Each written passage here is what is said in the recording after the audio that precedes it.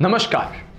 पिछले कुछ वर्षों से एक नया ट्रेंड चल रहा है और वह है किसी का ट्रेंड बनाने और बिगाड़ने का खेल। इस खेल में सबसे अहम रोल देखने को मिलता है गोदी मीडिया का।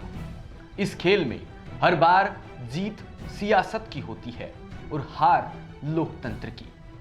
गए सालों में देखें तो राजनीति और चुनाव विकास को लेकर नहीं बल्कि भीड़ तंत्र का इस्तेमाल कर छवि बनाने और बिगाड़ने तक ही सीमित रह गई है। मुख्य धारा मीडिया की जड़ आज देश के हर घर तक पहुंच रही है और सबसे अहम बात तो यह है कि बार बार एक ही चीज दिखाकर दिखाई जाती है ताकि मनचाहा प्रोपेगेंडा चलाया जा सके।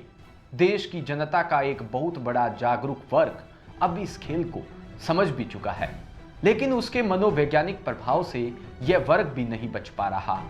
इसकी सबसे बड़ी वजह है कि इन बेलगाम न्यूज चैनल्स के लिए नीति निर्धारण करने के लिए हमारे देश में कोई भी स्वतंत्र व निरपेक्ष ट्रिब्यूनल नहीं है जो इन बेलगाम न्यूज चैनल्स के प्रोपेगेंडा मशीनरी पर नजर रख सके और इसके लिए एक दिशा निर्देश तय कर सके। आज आम जनता को भी हर चैनल्स पर शाम को एक मुल्ला जी और एक पंडा जी के डिबेट देखने में इतना मजा आने लगा है कि वह इसके आदी हो चुके हैं। लोग इस चीज के इतने आदत बन चुकी है कि उन्हें पता भी नहीं चल पा रहा कि उनके और उनके बच्चों के मन में खबरों के नाम पर कट्टरता का जहर फैलाया जा रहा है। आज समाचार का मतलब खबरों का विश्लेषण न होकर यहां तक रह गया है कि यदि आप राइट विंगर है तो आपकी पसंद अलग चैनल होगा और यदि आप लेफ्ट विंगर है तो आपकी पसंद कोई और चैनल होगा। न्यूज चैनल भी एक निजी संस्थाओं द्वारा दिए गए स्पॉन्सर्ड पुरस्कार और अवार्ड का दिन रात ढिंडोरा पीटते रहते हैं। लहर बनाने और बिगाड़ने के नाम पर करोड़ों अरबों रुपए का बजट तय होता है और आज मीडिया भी जमीनी हकीकत को हुबूद दिखाने की बजाय यह सर्टिफिकेट बांट रहा है कि आप किसका सीना 50, किसका 55 और किसका 56 इंच का है। कभी निष्पक्षता और ईमानदारी की मिसाल होने वाली पत्रकारिता का पेश भी कठपुतली मात्र बनकर रह गया। ईमानदारी से काम करने पर आईएएस अशोक खेमका का सेवा के कुछ सालों में ही 55 ट्रांसफर की सौगात मिल जाती है। आईपीएस अफसरों की आत्महत्या का ट्रेंड भी पिछले कुछ सालों से देखने को मिला है। आप सामाजिक कार्यकर्ता या छात्र है तो सरकार की आलोचना जरा सोच समझ कर करना, वरना आप पर भी आने से या तो यूपीए लग सकता है और आप देशद्रोही भी साबित हो सकते हैं। धरना प्रदर्शन पर बाढ़ का और कटीली तारें और सड़कों पर गड्ढे खोदने का ट्रेंड इनमें से सबसे लेटेस्ट है। यह वही सब ट्रेंड्स है जिनकी वजह से राजनीति का स्तर पिछले कुछ वर्षों से बुरी तरह से गिरा है और राजनेताओं को बयानबाजी का तो शायद अब कोई स्तर भी नहीं रहा। पत्रकारों पर भी चैनल के द्वारा शायद कुछ ज्यादा ही दबाव बनाया जा रहा है, एक एजेंडा विशेष को फैलाने के लिए, जिसकी ताजा मिसाल है एक बड़े चैनल के एक पत्रकार द्वारा हाल ही में दिया गया इस्तीफा। आपको बताते हैं, इस पत्रकार का नाम था रक्षित मेरठ में हो रही किसान महापंचायत को उस बड़े चैनल के लिए कवर करने गए थे, लेकिन चैनल हेड के द्वारा उनकी खबरों को कुछ अलग अंदाज से पेश करने का दबाव बनाया गया, जिसकी गवाही रक्षित के जमीर ने शायद नहीं दी थी और उन्होंने मंच पर जाकर अपना इस्तीफा देकर किसानों को समर्थन देने का ऐलान किया। पसीने की कमाई से पढ़ाया और मैंने इस पेशे को चुना। क्यों चुना? क्योंकि सच दिखाना था मुझे, लेकिन नहीं दिखाने दिया जा रहा।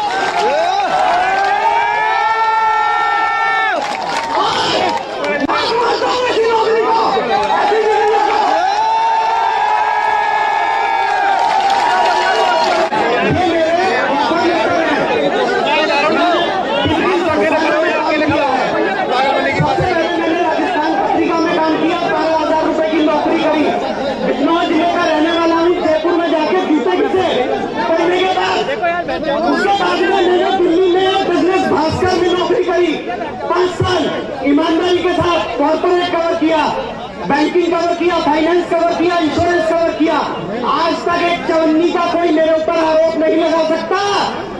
ठीक है सर, आज की तारीख में मेरी तनख्वाह 12,07,000 रुपए है। साल का मेरा पैकेज 12,07,000 रुपए का।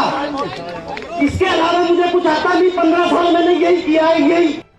रक्षित सिंह ने एक ट्वीट किया कि आज मेरे ऊपर दबाव था कि जयंत आरएलडी की किसान पंचायत के समय से पहले वीडियो बनाकर फ्लॉप दिखाया जाए।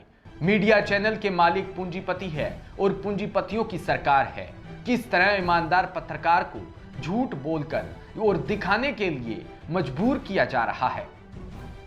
ऐसा नहीं है कि रक्षित के लिए नौकरियां रखी हुई है। जो गोदी मीडिया नहीं है उनके भी हालात खराब है। आर्थिक कारण तो है कि उनके यहां अब पत्रकारिता का सामान समेटा जाने लगा है। उनके यहां भी खबरों की क्वालिटी देखकर समझा जा सकता है कि अर्थ गोदीकरण के रास्ते पर जो एक दिन पूर्णतः गोदीकरण में ढल जाएंगे। कई मीडिया संस्थानों की खबरों का पेज देखकर आप आसानी से यह समझ सकते हैं। पत्रकारों को दफ्तर में प्रतिष्ठा नहीं मिलती। दफ्तर में तो वह एक अनगिनत तरीकों से अपमानित भी होता है। बहुत से चैनल इस भ्रम में रहते हैं कि ये जो जिसे चाहे पत्रकार बना दे, कहते भी पाए जाएंगे कि हमने आपको बनाया है। इससे बड़ा झूठ कुछ और नहीं हो सकता। चैनल की भूमिका होती है, लेकिन इतनी नहीं कि किसी को बनाने का श्रेय ले लिया जाए। कोई पत्रकार बनता है तो अपने भीतर की आवाज से बनता है। अगर चैनल पत्रकार बनाते तो उस चैनल में एक नहीं कई सारे पत्रकार नजर आते। ऐसा तो कभी नहीं होता है। दोस्तों, एक पत्रकार के बनने की यात्रा उसकी होती है, उसके सहयोगी की होती है। कंपनी इतना ही उपलब्ध कराती है। तभी तो कई सारे एंकर निकाले जाने के बाद भी यूट्यूब में पत्रकारिता कर रहे हैं। लेकिन वो चैनल नहीं कर रहा तो पत्रकारिता इम्तिहान पत्रकार देता है, हत्या भी पत्रकार की होती है।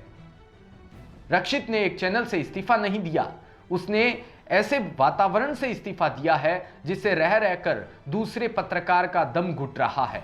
हर एक पत्रकार का दम घुट रहा है, जिसका निर्माण 2014 के बाद से सत्तारूढ़ दल की राजनीतिक सुविधा के लिए किया गया। अखबार चैनल के लिए सोशल मीडिया पर असली खबरों की हत्या का जो वातावरण बनाया गया, उससे ऐसे हर एक पत्रकार का दम घुट रहा है जो 2014 से पहले पत्रकारिता करने आया था। 2014 के बाद जो लोग चैनल और अखबारों में जुड़े हैं, उन्हें कम से कम पता तो है कि पत्रकारिता खत्म हो चुकी है। यह केवल नौकरी के लिए आए हैं। जो 2014 से पहले आ चुके थे, उनके लिए संकट इतना एक तरफा नहीं था। पत्रकार पहले भी दबाव का सामना कर रहा था, लेकिन फिर भी महीने में 8-10 अच्छी खबरें अपने जीने लायक संतोष जमा कर लेता था। सरकार से सवाल करने वाले बहुत खबरें छप जाती थी। ऐसे खबरें 2014 के बाद से कम होती गई है और बंद भी हो गई है। जब ऐसी खबरें बंद हो गई, तब उसके बाद सरकार के मंत्रियों ने कहना शुरू कर दिया कि हम प्रेस की आजादी के समर्थक हैं। उन्हें पता है कि यह प्रेस की आजादी की किसी शर्त को पूरा नहीं करता, इसे सिर्फ गुलाम बने रहने की आजादी हासिल है। मंत्रियों की प्रेस आजादी के समर्थन वाली बात का यही मतलब है कि प्रेस पूरी आजादी से हमारी दी हुई गुलामी जी सकता है, यानी भांड बनकर नाच सकता है। बात यही नहीं रुकती। आप किसान आंदोलन को कवर कर रहे पत्रकार मनदीप पूनिया को ही देख लीजिए। किसानों के लिए आवाज उठाई तो जेल में डाल दिया। भारत माता देख रही है, गोदी मीडिया के सर पर ताज पहनाया जा रहा है और आजाद आवाजें जेल भेजी जा रही है। डिजिटल मीडिया पर स्वतंत्र पत्रकारों ने अच्छा काम किया है। किसानों ने देखा कि यूट्यूब चैनल और फेसबुक लाइव से किसान आंदोलन की खबर गांव-गांव पहुंची है। इन्हें बंद करने के लिए मामूली गलतियां और अलग-अलग दावों पर एफआईआर की जा रही है। इन सब चीजों के बावजूद मुख्य धारा का मीडिया कुछ यूं मूक दर्शक बनकर बैठा जैसे कुछ हुआ ही न हो। ईमानदारी से काम करने वाले पत्रकार के खिलाफ भी इसी एजेंडे के तहत मुहिम सी चला दी गई।